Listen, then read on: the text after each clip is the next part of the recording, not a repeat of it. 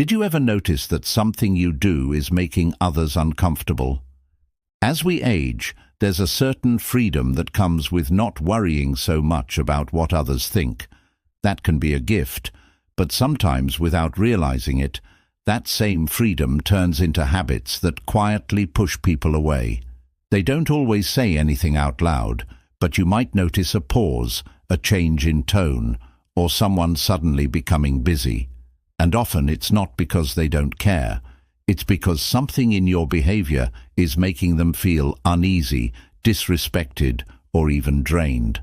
This video is not about blaming or shaming, it's about awareness.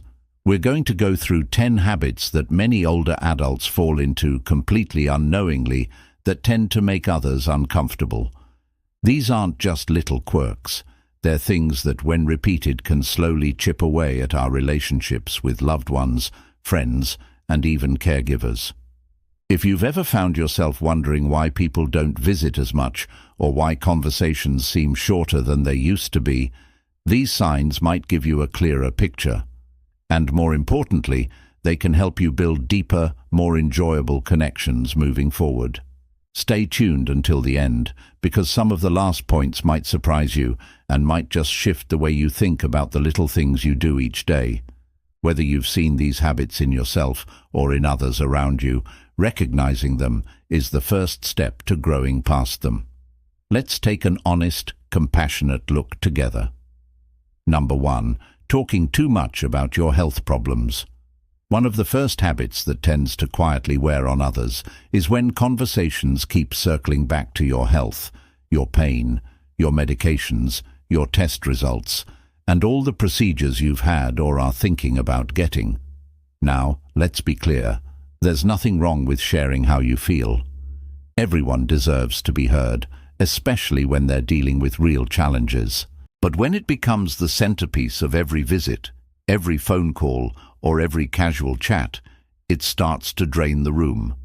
You might not notice it, but when someone asks, "How are you?" and you launch into a 20-minute rundown of your blood pressure, arthritis flare-ups, and bathroom schedule, they're not always sure how to respond. They nod politely. They say, "I'm sorry to hear that." But inside, they might be feeling helpless, overwhelmed, or even shut out of the conversation.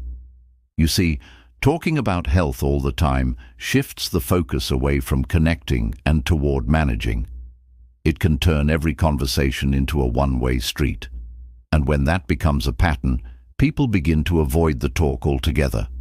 Not because they don't care, but because they feel like they don't matter in the space anymore. The relationship becomes more about your body than about each other. There's also something that happens emotionally when health talk dominates. It puts people in a caregiving mindset, even if that's not their role. A granddaughter who came to share her news about college ends up fielding a list of symptoms. A neighbor hoping to chat about last night's game suddenly finds themselves listening to a recap of your last doctor visit. These moments add up, but here's the truth. Your presence is more than your medical history. You have stories, wisdom, humor, perspective. When those get buried beneath constant talk of discomfort, others miss the best parts of you. That doesn't mean you have to pretend everything is fine when it's not. It just means you might try balancing the conversation. If someone asks how you're doing, maybe keep it brief. Then ask them how they're doing. Share something light. Tell a funny story. Give space for other topics to live. And breathe between the realness of your health updates. Because when people feel seen and not just needed as emotional support, they stick around and they'll want to hear about your doctor visit. 2. When it's part of a bigger, richer conversation about life. Number 2. Giving unsolicited advice. Another thing that makes people silently pull back, especially younger family members, is when advice keeps coming without being asked for. You mean, well, of course, you've been through more. You've seen more, you've made mistakes and learned from them. But here's the hard part. Even if what you're saying is right, if someone didn't ask for your guidance, it often feels like judgment. You might think you're helping by pointing out what they should do with their finances, or why their parenting isn't quite right, or how their relationship reminds you of someone who got divorced. But what they often hear is, "I don't trust you to figure it out." Or worse, "You're not good enough as you are." It's easy to forget that advice, no matter how well-meaning, can sound like correction when the other person didn't invite it. Especially for younger folks, there's a fine line between wisdom and control, and when that line gets crossed too often, they stop coming to you at all. This doesn't mean your voice isn't valuable. It is. In fact, your life experience holds more weight than you probably realize. But unsolicited advice often shuts down the very conversations where that wisdom could have been shared. If only it had been asked for. What works better? Listening. Really listening. Letting them talk it out without jumping in to fix it. And if you feel something rising up that you want to say, pause and ask, "Do you want my thoughts, or do you just need to vent?" That simple question shows respect. It gives them the choice to invite your perspective in, and when they do, that's when your words really stick. That's when they say later, "You know what my grandpa said that changed my thinking?" Or "My aunt once told me something I never forgot." The advice becomes something cherished, not resented. The beauty of restraint is that it gives your wisdom more value, not less. When your guidance comes from a place of invitation rather than instruction, it lands softer, it gets heard more clearly, and most importantly, it deepens the relationship instead of adding strain. If you're still watching this video and finding these insights valuable, please comment number 2 below to let me know you're here. And if you haven't subscribed yet, I recommend you subscribe and turn on the bell so you don't miss any videos. Your support helps us continue creating good content to inform and inspire you. Now, let's move forward. Number 3, refusing to adapt to new technology. There's a difference between not understanding something and refusing to understand it. And when it comes to technology, that refusal, especially when it's loud or laced with sarcasm, can push people away faster than you might think. We all know technology has moved fast, too fast sometimes. Smartphones, video calls, text messages, online forms, QR codes at restaurants. It can feel like the world left you behind. While you were still trying to figure out what app even stands for, that feeling is frustrating. It's real, and it's okay to struggle with new tools. But here's the part that stings for younger folks when they try to help. And the response is something like, "This is stupid," or "I don't need that junk," or "In my day, we didn't have all this nonsense." It feels like a wall goes up, not just against the technology, but against them. Because for younger people, technology isn't optional. It's how they work, how they connect, how they handle even basic tasks. It's not just some trendy gadget, it's life. And when you mock or reject it, it can feel like you're mocking or rejecting their entire way of living. You might not mean to make them feel that way, but when every attempt to teach you something turns into a tug-of war, they stop offering, they stop calling, they stop including you in things that require even the smallest bit of tech cooperation. And suddenly you're left out, not because they forgot you, but because they couldn't fight that battle again. There's something incredibly powerful about saying, "I don't get this, but I want to try."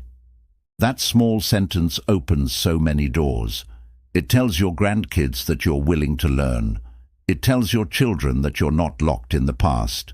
And most of all, it tells the people around you that your mind is still open, still curious, still engaged. No one expects you to become a tech wizard overnight. But even just trying, tapping the screen, watching how something works, learning how to send a voice message, those things show you care enough to stay connected in their world. And that effort means more than getting it perfect.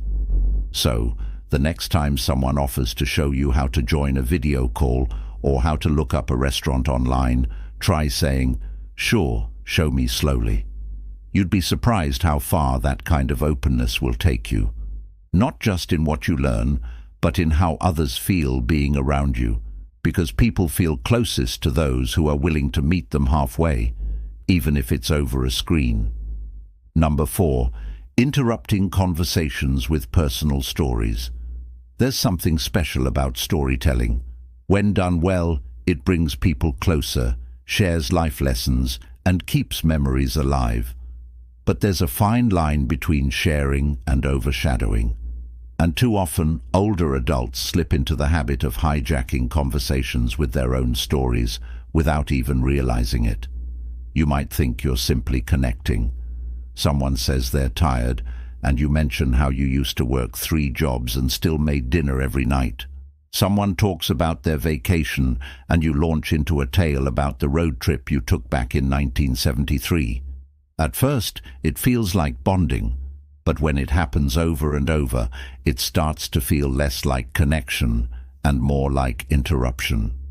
The truth is, younger people want to be heard too. They want their stories to stand on their own without being folded into a lesson or comparison. When they open up and are immediately met with, "Well, back when they often shut down. Not because your story wasn't interesting, but because theirs didn't get a chance to breathe. What makes this habit tricky is that it usually comes from a place of enthusiasm or even love. You're trying to say, "I understand," or "I've been there too." But what they often hear is, "Let me tell you about me instead." And after enough of those moments, they stop sharing at all. You might notice this in little ways.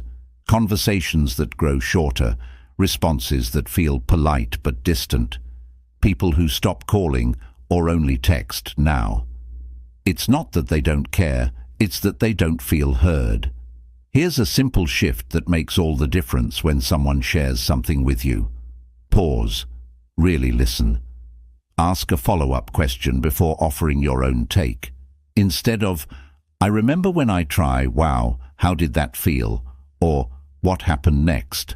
Let their story unfold before you bring in your own. And when you do share, make sure it's a bridge, not a spotlight. Something that deepens the conversation, not reroutes it entirely. When people feel genuinely heard, they lean in closer. They open up more. And when your story finally does come into the mix, they're far more likely to listen with curiosity and warmth because it came from a space of mutual respect. Number 5, being too negative or cynical. It's one thing to speak your mind.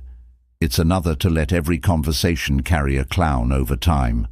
Being overly negative, even if you think you're just being realistic, can quietly push people away. You may not even notice it. A grandchild tells you about a new job, and you say, "They'll probably lay you off in a year." Someone gets engaged and you reply, "Give it 5 years and you'll see the truth." You hear someone's planning a trip and say, "That place used to be nice before everything went downhill." Now, on the surface, this might seem like harmless honesty or dry humor, but to others, especially those who care about you, it feels heavy.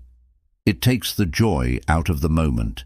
It replaces excitement with doubt, and when it becomes a pattern, it builds a reputation, one that makes people think twice before sharing their good news with you. You see, people naturally gravitate toward those who lift them up. Not necessarily cheerleaders or sugar-coders, but those who can celebrate without critique. When every piece of good news is met with sarcasm or skepticism, it chips away at connection. Over time, loved ones start to feel like they have to protect their joy from your commentary. That doesn't mean you can't be honest, but there's a way to share wisdom or concern without souring the moment. Try asking questions instead of making judgments. "How are you feeling about it?" Goes a lot further than "that won't last." Or offer hope alongside caution. I've seen folks struggle in that line of work, but if anyone can make it work, it's probably you. Sometimes negativity creeps in because of unhealed disappointment. Life's losses, betrayals, and regrets don't vanish with age. They settle in. But the goal isn't to pretend everything's fine. It's to speak from a place that's been tempered by growth, not hardened by bitterness. One of the most powerful things an older adult can bring into a room is light. Not fake positivity, but a kind of grounded optimism. The kind that says, yes, life is hard, but it's also beautiful, and you're doing just fine. That message stays with people. It brings them back to you again and again. So, the next time someone shares something hopeful, try pausing for just a second. Notice what your first impulse is, and if it leans towards cynicism, ask yourself, is this really helping, or just a habit I've fallen into? Because the difference between being seen as wise and being seen as draining often comes down to the tone you bring into a room. If you're still watching this video and finding these insights valuable, please comment number 5 below to let me know you're here. And if you haven't subscribed yet, I recommend you subscribe and turn on the bell so you don't miss any videos. Your support helps us continue creating good content to inform and inspire you. Now, let's move forward. Number 6, ignoring personal hygiene or grooming. This one's sensitive, but it matters more than most people want to admit. As we age, the effort to keep up with grooming routines can feel tiresome. Things that used to be simple, like trimming nails, washing hair regularly, or putting on clean clothes, can suddenly take more energy than they used to. And some days, you just don't feel like doing it. But whether it's intentional or not, neglecting hygiene creates a ripple effect in your relationships. People might not say anything directly, they probably won't point it out, but they'll start to keep a bit more physical distance. They may visit less. They might offer a polite excuse instead of coming over. It's not because they're unkind. It's because something has made them uncomfortable and they don't know how to bring it up. Let's be honest. Smell, unclean clothes, greasy hair, or visible dental issues make interactions harder. They distract from the conversation. They make people unsure how to respond. And once that discomfort sets in, the emotional connection starts to fray too. Now, none of this means you have to be fancy. You don't need designer clothes or flawless grooming. What matters is effort. Clean clothes, fresh breath, combed hair, a shave or beard trim. These small actions send a message. They say, I still care about myself, about this moment, and about the people I'm around. It's also about dignity. When you take care of yourself, you remind others and yourself that age hasn't taken your self-respect. You're still showing up, you're still in the game, and that energy is contagious. It makes others want to be near you, not out of obligation, but out of joy. If mobility or health makes grooming difficult, don't be afraid to ask for help in a way that preserves your pride. Many people are more than willing to assist if it means supporting your independence and presence. There's nothing shameful about asking a family member to help you clip your nails or set up a regular hair appointment. That's not weakness. That's wisdom. And if grooming has started to slip because of loneliness or depression, that's something to take seriously too. Sometimes neglect is a quiet signal that something deeper needs tending to. In those moments, reaching out, not just inward, can make all the difference. Because no matter how old you are, your presence matters. And when you show that you care about how you show up in the world often responds with care in return. Number 7, overstepping boundaries with younger people. One of the hardest things to adjust to as we age is how quickly social norms shift and how easy it is to cross a line without meaning to. A joke that would have drawn laughter 20 years ago might now be met with an awkward silence. A comment on someone's body, clothes, or lifestyle, meant as casual or even complimentary, can come off as invasive or out of place. This isn't about being overly sensitive or walking on eggshells. It's about recognizing that the world your children and grandchildren live in operates by a different set of rules, especially when it comes to respect and boundaries. Older adults sometimes get caught saying, "Well, I'm from a different generation," as a way of excusing certain behavior. And while that's true, it doesn't always sit well with those on the receiving end, because for them, it's not about your generation. It's about how you make them feel right now. For example, teasing someone about their weight or appearance, even if you've always spoken that way, can feel like a sting instead of a joke. Making suggestive remarks or pushing touch, like hugs or kisses on the cheek, when someone hesitates can come off as disregard for their comfort. Even offering commentary on how they raise their kids, who they date, or what they believe in can feel like an invasion rather than concern. What's tricky is that a lot of these moments don't come from a place of malice. Often they're rooted in affection or an attempt to relate. But if the other person walks away feeling misunderstood or disrespected, the impact outweighs the intent. So, how do you handle it? One word: curiosity. Instead of assuming what's okay, ask. Instead of making the joke, pause. Instead of touching without thinking, wait to see if they come toward you first. That small space of consideration makes people feel safe. It builds trust, not tension. And when you mess up, and we all do, the most powerful thing you can say is, "I didn't realize that made you uncomfortable. Thank you for telling me." That kind of humility doesn't weaken you. It strengthens every relationship you have. At the heart of it, boundaries aren't walls, they're doors, clear invitations into someone's space. Once trust is built, and respecting those boundaries doesn't make you distant, it makes you deeply respectful. And that's a quality people remember far more than any joke or one-liner. Number 8, acting entitled because of your age. Growing older deserves respect, but not entitlement. And yet, this is one of those patterns that sneaks up quietly. You may not even notice it in yourself, but others do.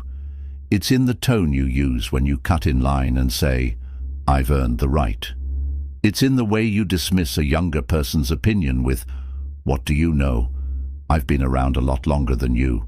It's even in small moments like expecting a phone call every week or a seat at every table simply because of your age. Here's the thing. You do deserve kindness. You deserve attention. You deserve dignity. But those things come through mutual respect, not through demanding them or making others feel guilty when they fall short.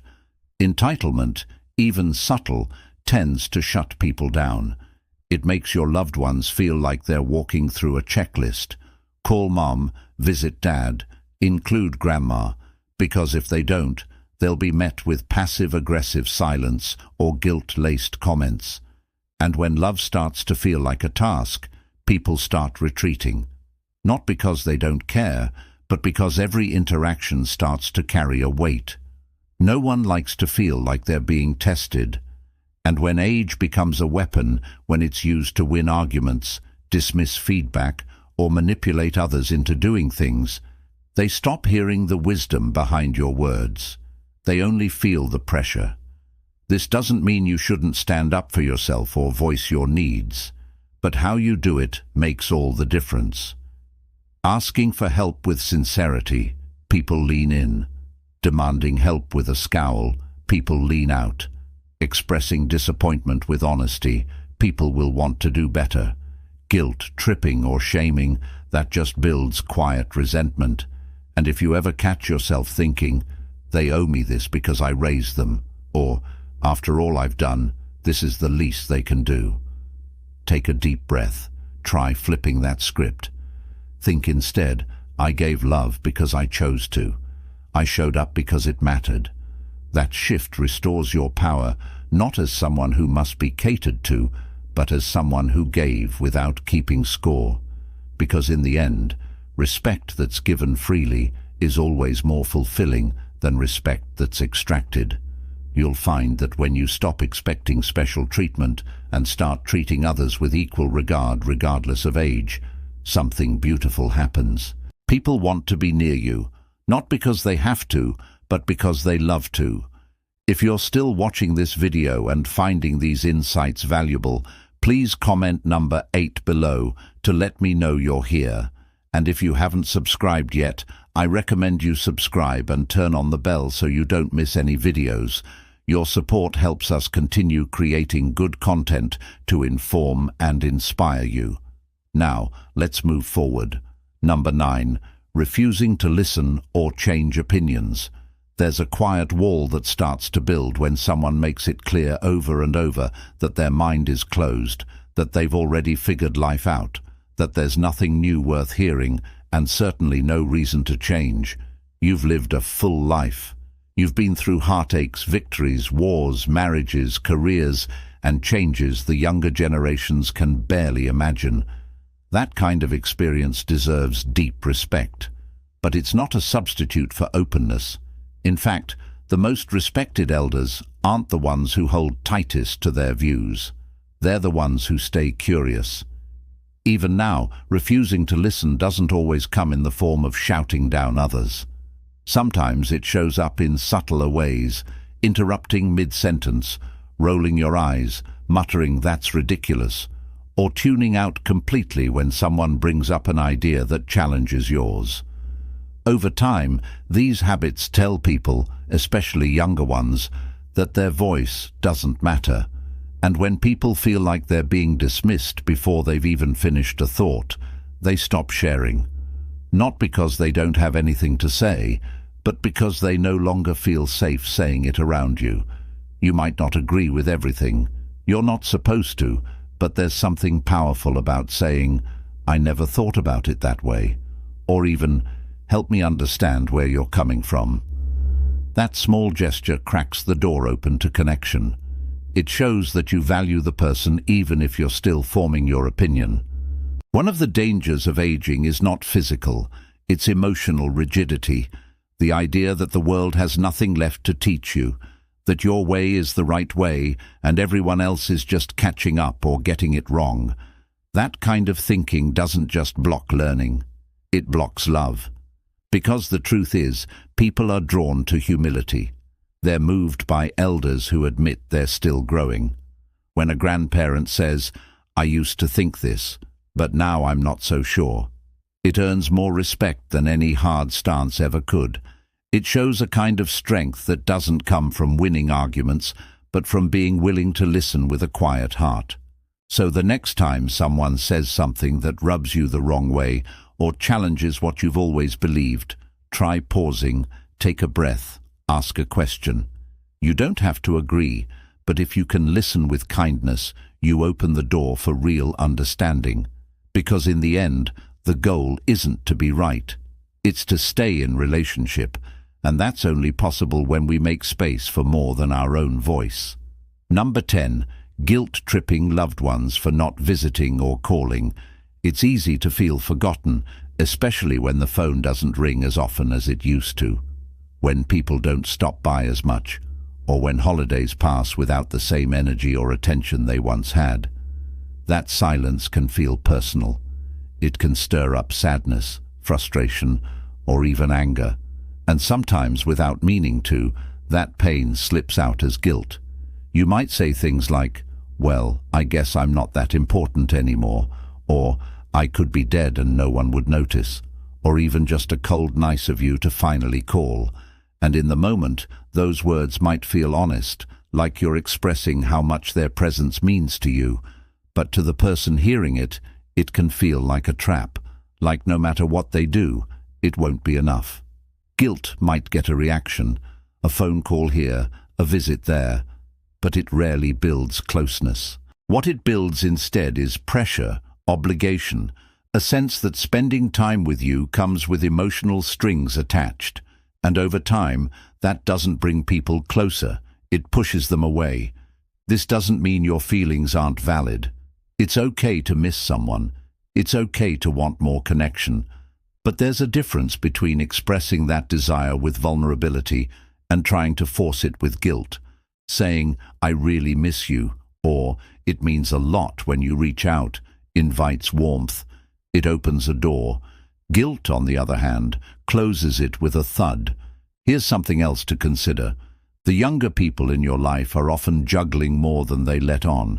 Work, kids, bills, health, their own quiet battles.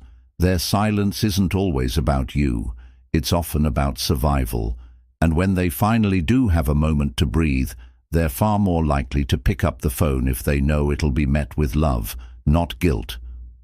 One of the greatest gifts you can give the people you love is the freedom to come to you because they want to, not because they feel they have to. And when they do show up, whether in a quick call or a long visit, try welcoming them without commentary or complaint. Just, "It's so good to hear your voice."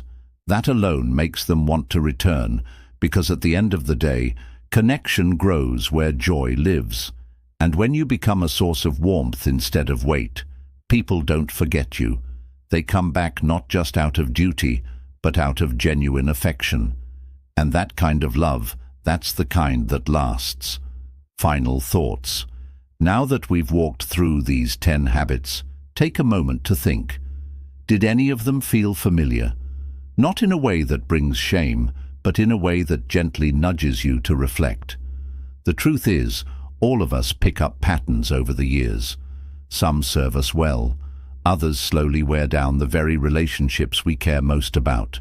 But the good news is, it's never too late to grow, never too late to soften, never too late to surprise the people around you by showing that yes, even now you're still learning. What stood out to you the most? Which of these habits do you think you've noticed in yourself, or maybe even in someone close to you? And more importantly, what small change are you willing to try just to see how it feels? This video isn't about judgment, it's about connection. It's about choosing the kind of presence that makes people lean in instead of step back.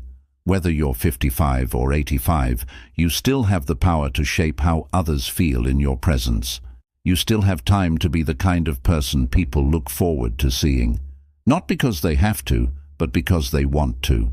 So, be curious, be generous, be someone who listens more than they interrupt, who smiles more than they correct, who invites instead of guilt trips. That's the kind of legacy that lasts far longer than anything you could ever say. Thank you for joining us today. We'd love to hear from you. Leave a comment below and share one thing you learned today and how you plan to use it in your life. Your thoughts are important to us, so don't hesitate to share them. Reading your comments gives us great motivation and encouragement. If you enjoyed this video and found it helpful, please like, subscribe, and share. Your support helps us continue creating good content to inform and inspire you. Thanks for watching, and we look forward to seeing you in the next video. Music.